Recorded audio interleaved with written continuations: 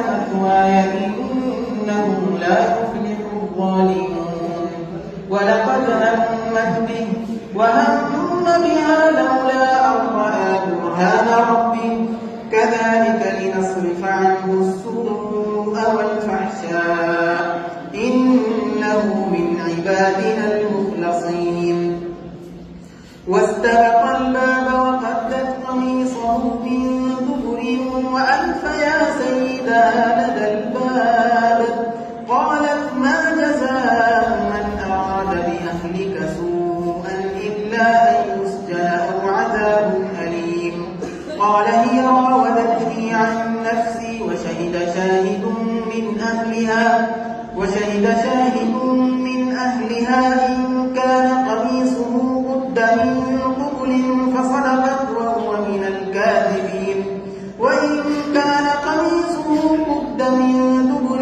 فكذبت وهو من الصادقين فلما رأى قميصه قد من دبر قال إنه من كيدكن إن كيدكن عظيم يوسف أعرض عن هذا واستغفري لذنبك إنك كنت من الخاطئين وقال نسوة في المدينة امرأة العزيز تراود فتاها عن نفسه قد شرفها حبا إنا لنراها في ضلال مبين فلما سمعت بمكرهن أرسلت إليهن وأعتدت لهن متكئا وآتت كل واحدة منهن سكينا وقالت اخرج عليهن فلما رأينه أكبرنه وقطعن أيديهن وقلن حاش لله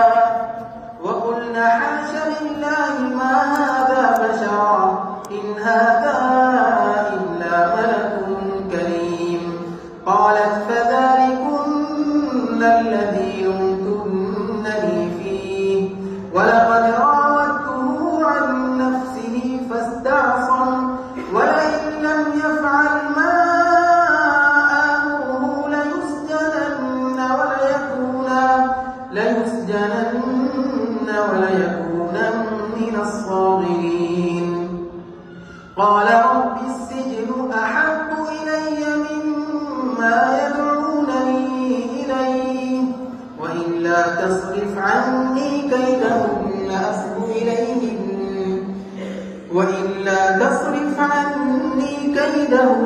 أصب إليهن وأكن من الجاهلين